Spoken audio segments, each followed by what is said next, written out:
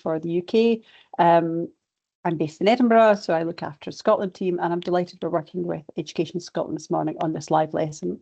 It'd be lovely to know which school you're from, so do pop in which part of the country you're dialing in from. It'd be lovely to know, and I'll also be flagging any questions you've got in the chat with Sandy as we go. So if you've got questions as we go along, pop them in the chat and I'll make sure that Sandy is aware of them.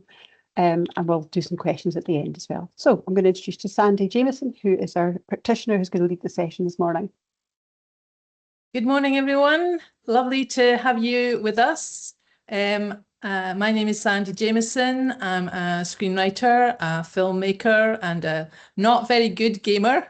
I'm sure all of you are far more experienced than me, but anyway, I'm going to take you through the next part of this course, which is preparing you, if you want to take part in the BAFTA Young Game Designers Award. Hopefully you've seen the little video that was made before, and you have selected your story genre and your game genre for your game, and you've started to, develop your character as well. So we're going to move on from that today. But before we start, what I would like to say to you is this is going to be a creative process. You're going to be going on a journey with your final destination is to have a game. But you may have to go back, you may have to stop, you may want to go back and sort of change something, and that's absolutely fine. All games, all kind of creative works aren't perfect to begin with. So as we go through, there may be things that make you think, actually, I want to change that character, or actually, I want to change the original idea. Actually, I've got an even better idea. And that's fine. That's absolutely that's the creative process. And hopefully you'll be able to do that. You may have a sheet that's printed out that's got statements in it, or you might just be working with a blank piece of paper. I am happy for you to write anything, to write notes, to do whatever. This is your work. This is evidence of the work that you're doing. So if you do go for the award, they're quite often BAFTA are interested in seeing your working, seeing how you came up with your ideas, and if you had any changes as well. Okay, enough of that. So basically, you can change things, you can go back, but enjoy the journey, okay? Because that's the most important thing, is enjoying what you're doing. So I'm just going to share my screen. And this may take a little while. Come on, where are you? Here we go.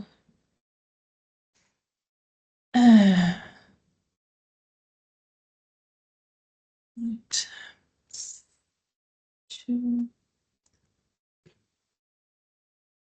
Okay, can you all see that? Nicola, can you see that? Thank you.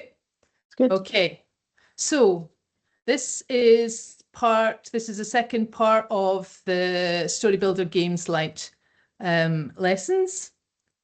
And today you're going to create a world for your game. You're going to decide on the hazards and rewards for your game. You're going to start to plan the game mechanics, and I'll go into what that is a bit later on. And you're going to review the unique selling points of your game, because your game has got to be original. It's got to be an original idea with original characters and so on and so forth. So we're going to just look and see at the end, how many unique selling points you've got of your game so far. Don't worry about it if you don't have that many. It's something you can work on. Okay. So world building means designing the setting in which your story takes place. This is really important because the setting affects what your character does, what they look like, what their abilities and actions are. So, for example, if you were in a world that's full of water, then a character that's able to run and jump, that might not be so useful. It might be better if they can swim underwater or something like that.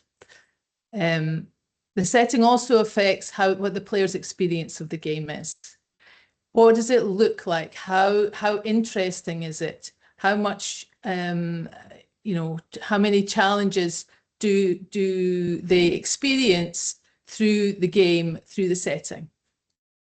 So world building involves the overall world where the story takes place, the place within the world where the action happens, the historical or fictional period of time of the story, and the time of day during which the story happens.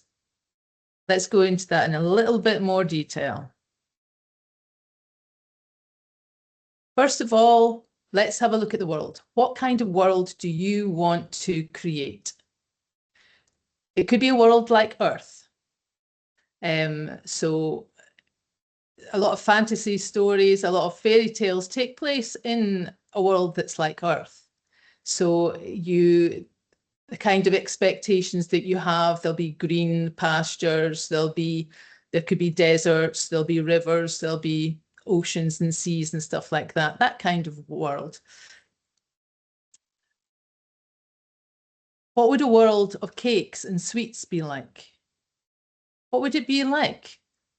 How would you walk across the top of an ice bun mountain? It might be really sticky. You might get stuck. You might not be able to move. Would you want to live in a world of cakes and sweets? Would you actually have a sweet tooth? Would you be eating the ground that you're on? Maybe. You might really want something savory like a sausage or a salt and vinegar crisp. That might be a great reward to have in a world of cakes and sweets where there's far too much sugar. Would the cakes go off? Would they get moldy? What would a world of cakes and sweets be like? It would be very different from a world of fire and lava. What would it be like to be there? What would a reward be if you lived in a world of fire and lava? Well, you'd want someplace, you would love a nice cold drink, wouldn't you? Or a nice lolly. Would it survive? Gosh, that's really difficult. It would be a different kind of world with different kinds of challenges for your player, different kinds of decisions to be made, and definitely different kinds of hazards and rewards for your characters. A robot world. Now, I wonder what you mean by a robot world. Is that a big world that's just one big robot that travels through space? Or is it a world where every character on the planet is a robot and there's nothing else? There's no plants, there's no animals, there's nothing else, there's just robots. What would that be like? I'm going to give you a couple of minutes now to just have a think about your world. What's your world going to be like? Write it down or draw a picture or whatever. Just a couple of minutes to have a wee think.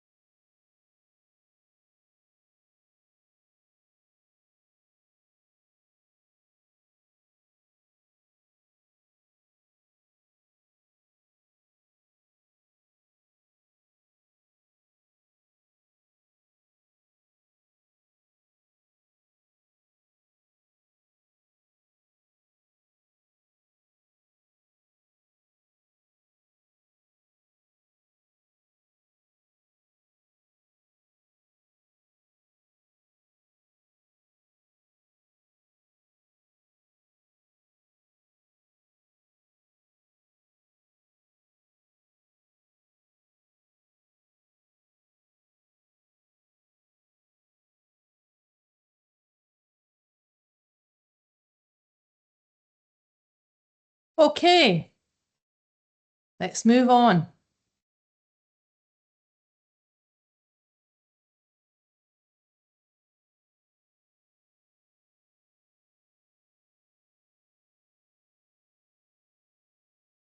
What period in history does your story take place in?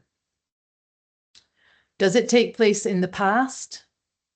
And by the past, that could mean anything. That could mean when there were dinosaurs on the earth, or it could mean the Victorian times or the Middle Ages, or it could mean Second World War, or it could mean last week. What period in history does your story take place in? Present. Well, obviously that's right now. Future. Are we talking next year? Are we talking the end of the century? Are we talking 2000 years from now? 1 minute to think about when your story takes place.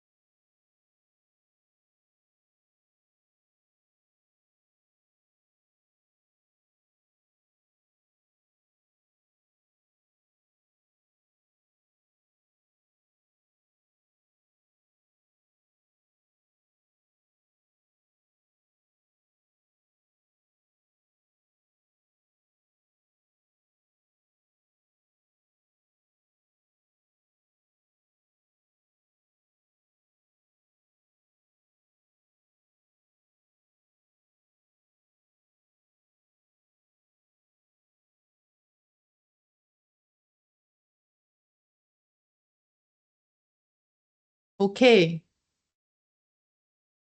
One of the reasons why the period of history is important is because it will affect what kind of technology is in the world. It will also affect how your characters dress. It will affect the buildings, what the buildings look like, and things like that. So having a good idea of what the period of history is quite important to you. I will add on, there is a very vague period of history, which is a long time ago or once upon a time. That's quite a good one if you kind of don't really want to make a decision about it as well. I should probably have said that beforehand. If you're really stuck, once upon a time will maybe do.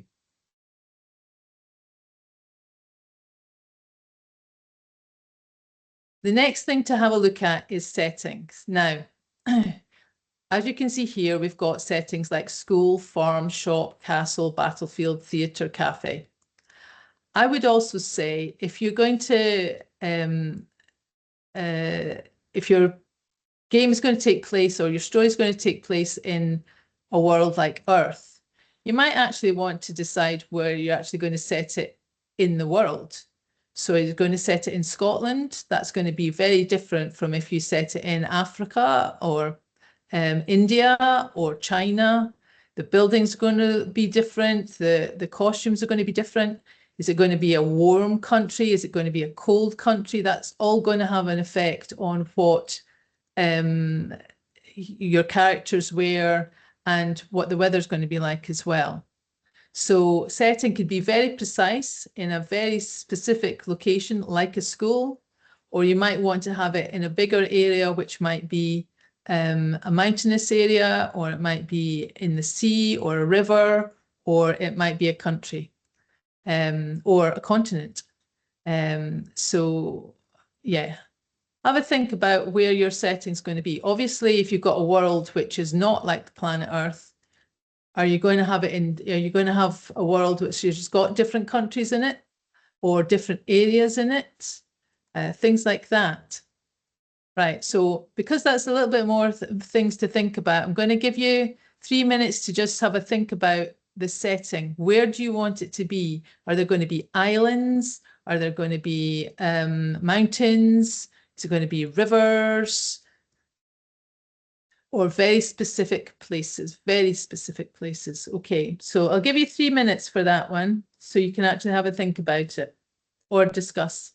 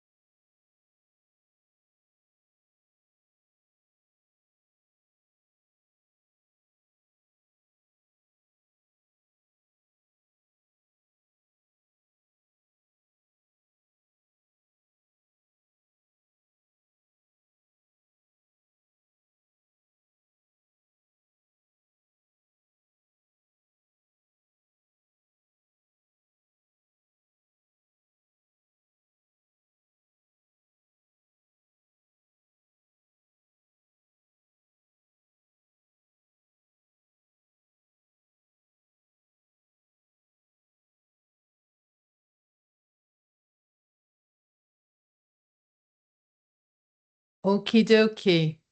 Hope you've managed to have some interesting discussions or some good thoughts that you've been able to put down.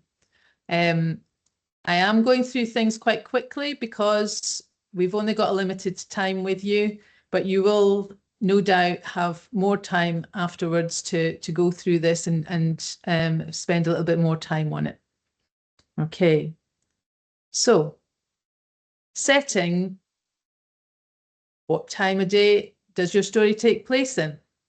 Now, it can be obviously just daytime, it can be nighttime, it could be 24 hours a day. If you think of Minecraft, if any of you have ever heard of the game called Minecraft, I'm pretty sure most of you have. The story takes place in a day and a night, and there's sunset and sunrise in between. So, but the day is 20 minutes long. So you get 72 days in a whole real life. You can get 72 Minecraft days in our real day, our 24 hours. So that's quite good because because it's only 20 minutes, it speeds things up really quickly. So you've got to act quite quickly. So for the gamer, it actually makes it far more fun. You're having to make decisions really quickly, and there's a thrill of knowing that if you don't get your building built in time, then you might not be safe from the zombies once the sun has set. So What time of day does your story take place in? And if you want to add in how long, if it is a day or a whole day, how long you think the day, the whole day and night should be for your game. Okay, I'll just give you a minute for that. Have a think about that.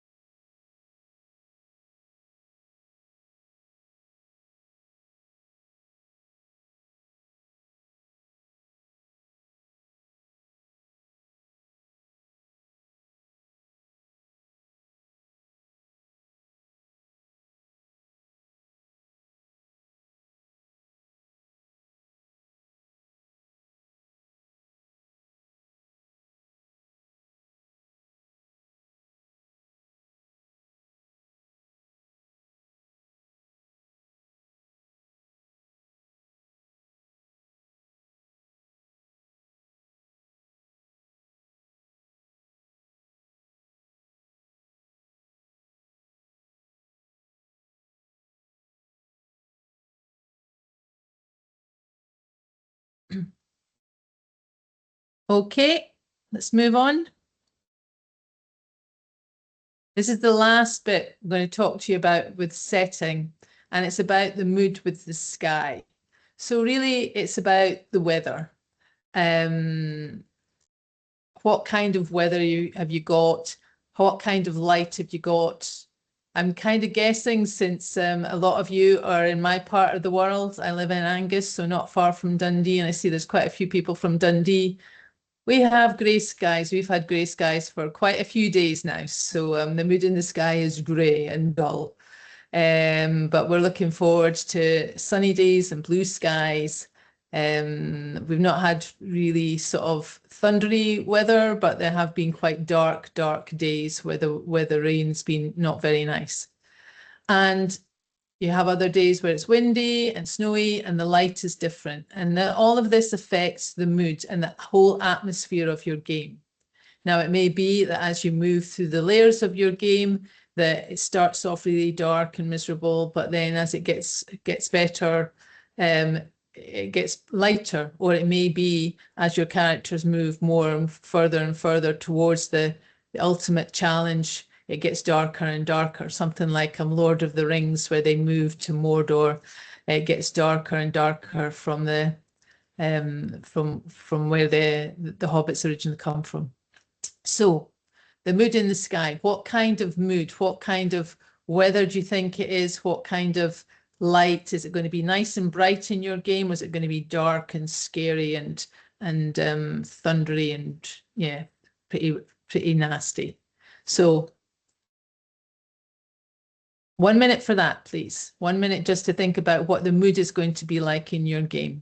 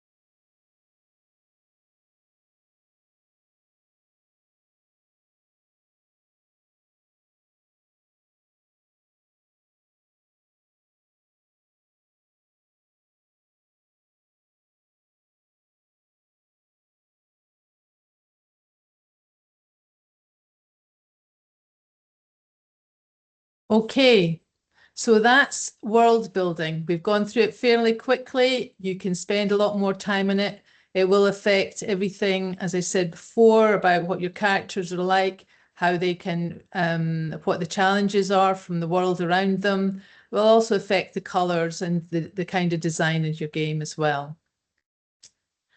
So let's move on. I'm going to say, I don't want you to write a short paragraph to describe your game setting at the moment. I would like you to do that at some point, but I'm going to move on because we've got a limited amount of time. But if you could do that, then that would be great. Let's look at hazards and rewards. So in Snakes and Ladders, there's a hazard and there's a reward. Because I can see Nicola, I'm going to ask Nicola, which one's the hazard and which one's the reward? Oh, I would think the snake will be the hazard because you slide down it, and the ladder will be the reward because you get to go up. Fantastic. Yeah, you're right.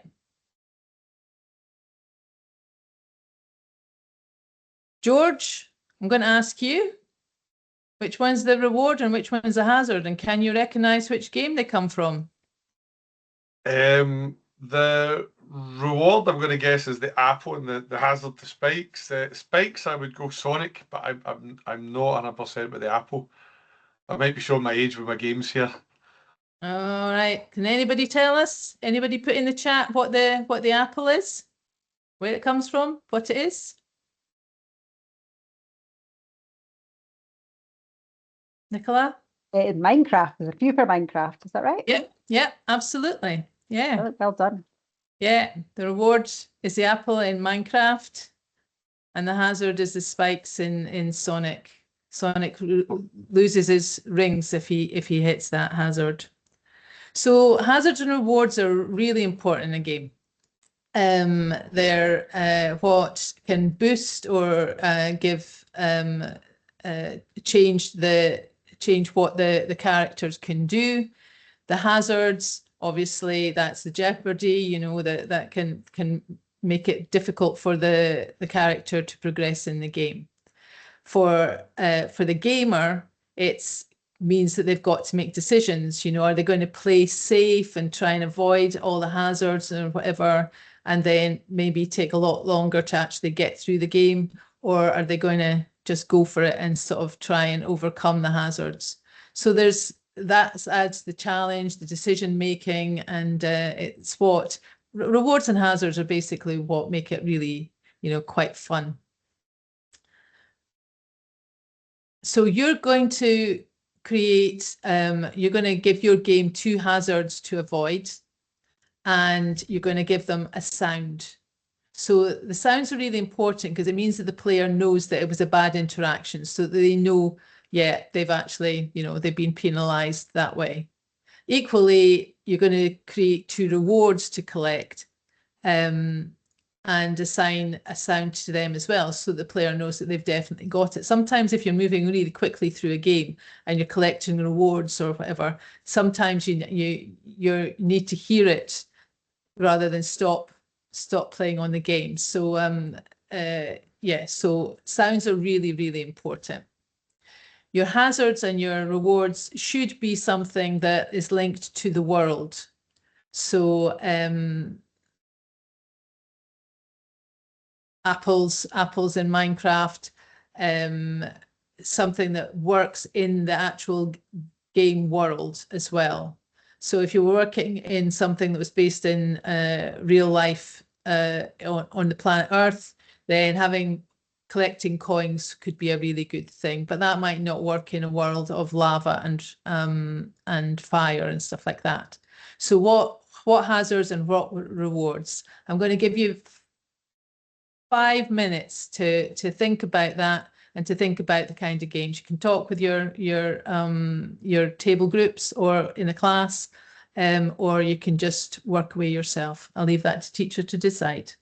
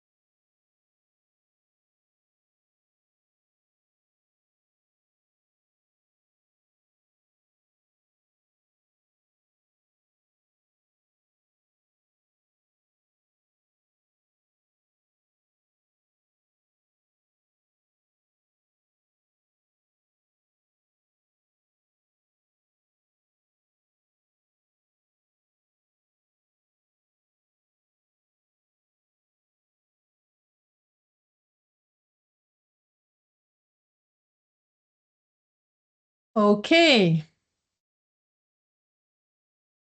Right. I'm going to move on. Hopefully you've got your hazards and rewards, at least got some ideas for them. You can always go back to them. I'm going to move and just start off with some of the game mechanics very simply. And it's really, I'm just going to concentrate on the character's actions today and the challenges for the player. But we'll go into a bit more detail in the next lesson. So game mechanics are basically how the player controls the game, the rules for playing, how the player wins, and things like the character's actions and the challenges. So bringing together everything that sort of is the game side of the story, basically. So character movements. Part of the reason why I'm doing this now is because if you're going back and reflecting on your characters, now you've got your world, you've got more of an idea of your world. I want you to, you may as well sort of think about it in terms of these parts of the mechanics as well. So what do your characters do? Do they run? Do they jump? Do they kick? Do they dance? Do they swim? What do they do? What kind of movements do they have? What kind of actions do they have? Do they drive? Do they ride? Do they build? Do they shoot? You know, what is it they're doing in the game? And then what are the players' actions? What are they managing to do? So what, as you go along, are you collecting things? Are you building up your resources so you can prepare for the final battle, or so that you can you know, build a fantastic building, or create a marvelous farm, all the things like that? Or are you exploring, or are you doing a bit of both? Are you puzzle solving? A bit of both. And are you taking it in turns, or is it just a solo thing? Or are you competing at the same time? How's your game? What are the players doing? How are they interacting? Is it a game for one? Is it a game for many, or just two? What's happening here? So I'm just going to give you a minute really to just sort of think about that, and think about what your experience as a player will be of the game, but also what the characters are going to be doing within the game. Okay, so just 1 minute, guys.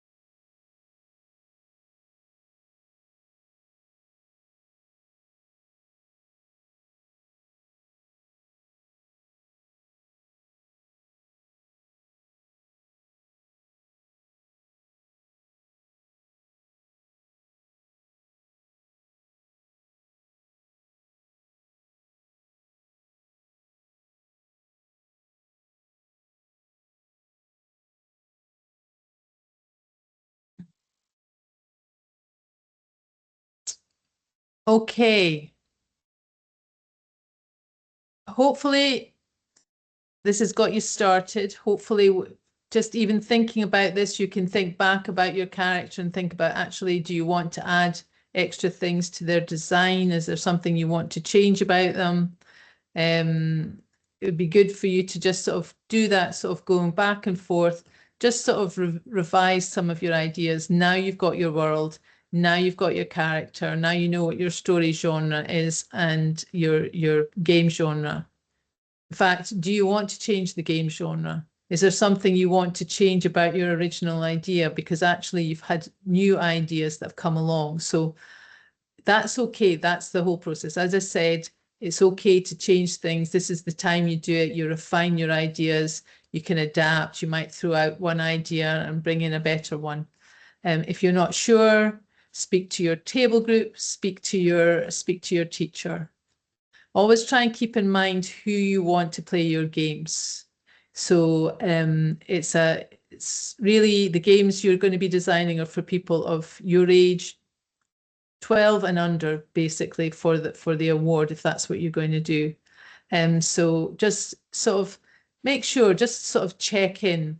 Am I keeping on track? Is this working, or do I need to make some changes?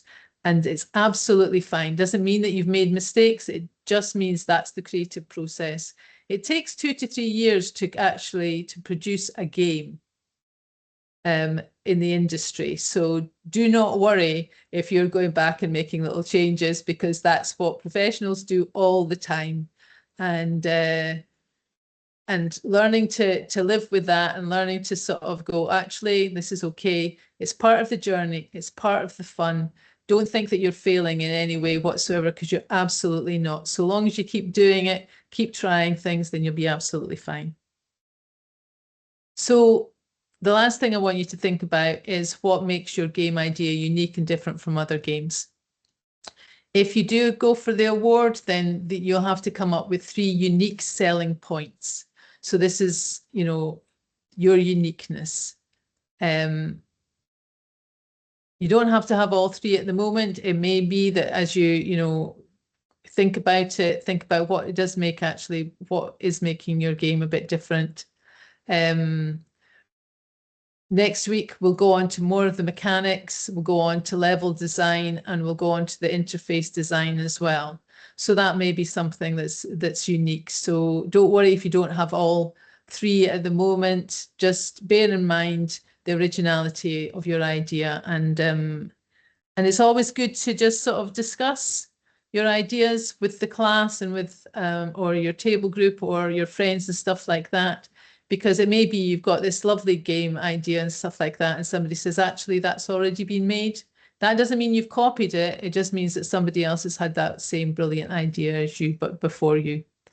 Okay, so so a little bit of research as well. Just make sure that your idea is unique. All right, so that's enough of me talking. Hopefully, we've got you just in time to finish off little bits and pieces that you're doing before you have your break. I'm going to hand back to, I'm going to stop sharing my screen, and I'm going to hand back to George.